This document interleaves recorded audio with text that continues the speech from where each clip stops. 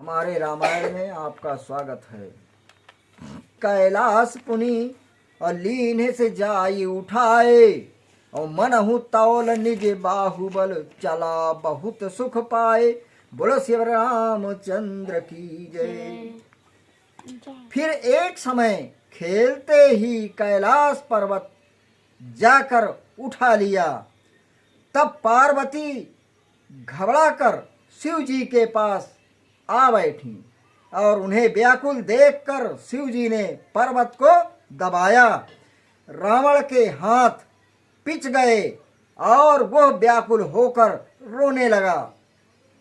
रावण के हाथ जब पर्वत को उठा लिया तो उसके हाथ कांपने लगे, बिल्कुल उठ न सके और व्याकुल होकर रावण रोने लगा। इसके रोने से सब लोग घबराए।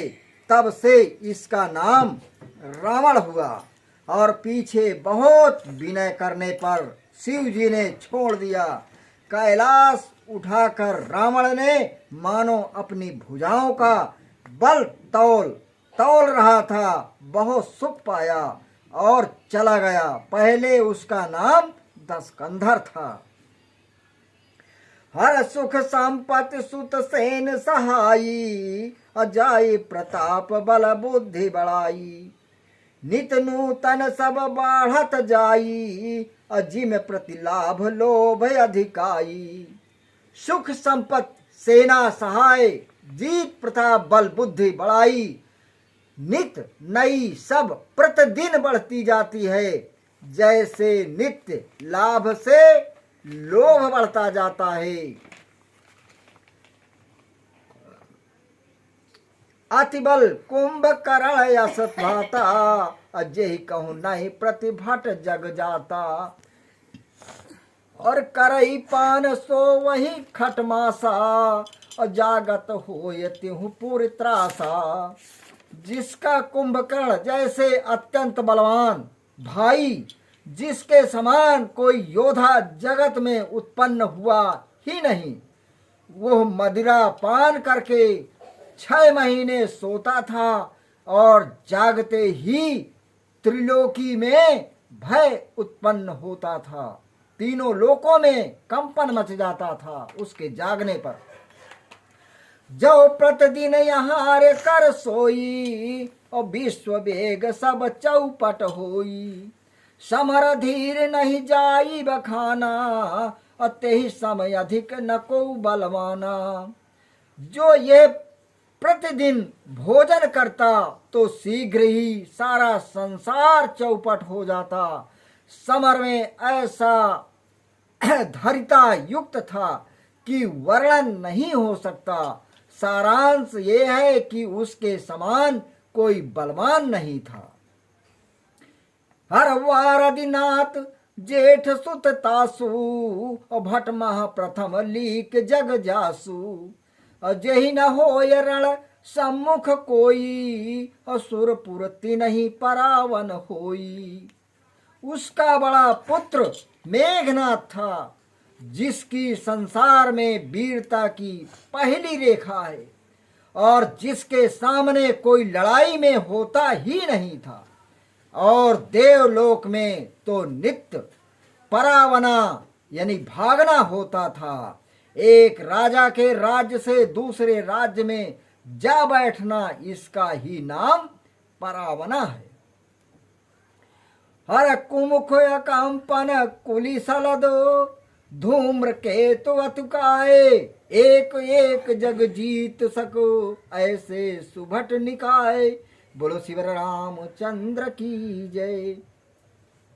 कुमुख, अकंपन, कुल सरद, धूम्र केतु, अतिकाय इत्यादि एक एक जगत के जीतने में समर्थ ऐसे बहुत योद्धा थे।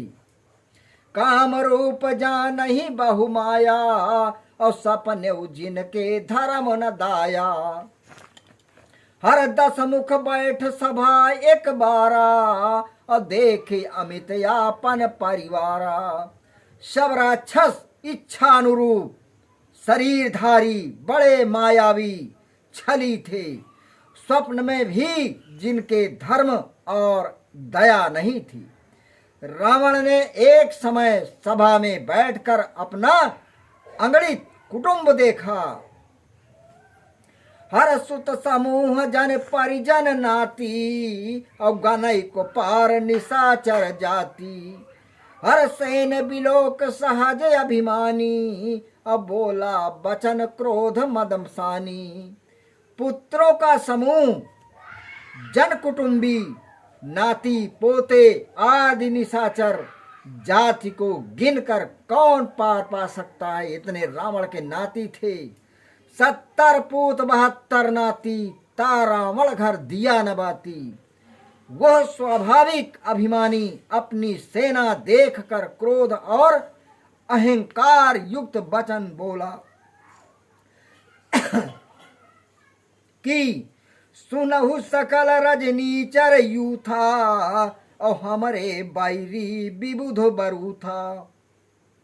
ते सन्मुख नहीं करही लड़ाई, और देख सकल रिपु जाहि पराई।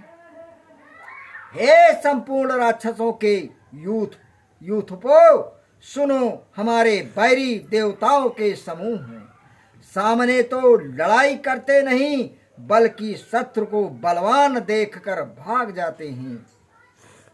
हर तीन कर मरण एक विधि होई, और कहूँ बुझाए सुनऊ अब सोई। हर दुज भोजन मख होम सराधा, और सब कर जाए करऊ तुम बाधा। अब उनका मरण एक प्रकार से होगा, वह मैं समझा कर कहता हूं, सुनो। अर्थात ब्राह्मणों के भोजन, यज्ञ, होम, श्राद्ध सब में जाकर तुम बाधा डालो।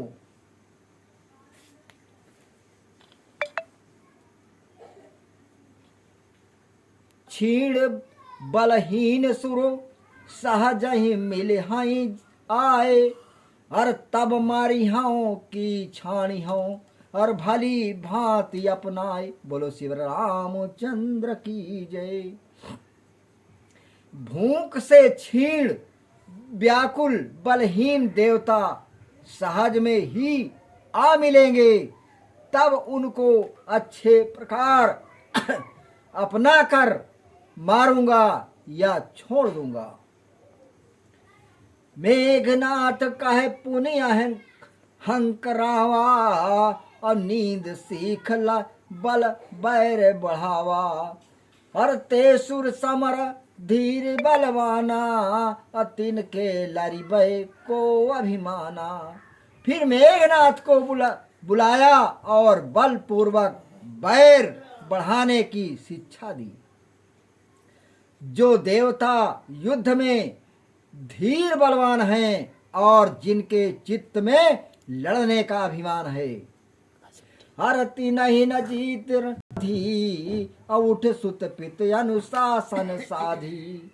ऐसा वही आज्ञा दीनी, अब आपुन चलो गदा कर लीनी। उनको जीत कर बांध लाओ। ये सुन पुत्र ने उठकर पिता की आज्ञा का पालन किया। इस प्रकार सबको ही आज्ञा दी और आप भी हाथ में गदा लेकर चला। सब्सक्राइब कर आगे बढ़ाएं आपके चैनल को लाइक करें, सब्सक्राइब करें, आगे बढ़ाएं। हम आपके लिए नए नए पाठ लाते रहेंगे।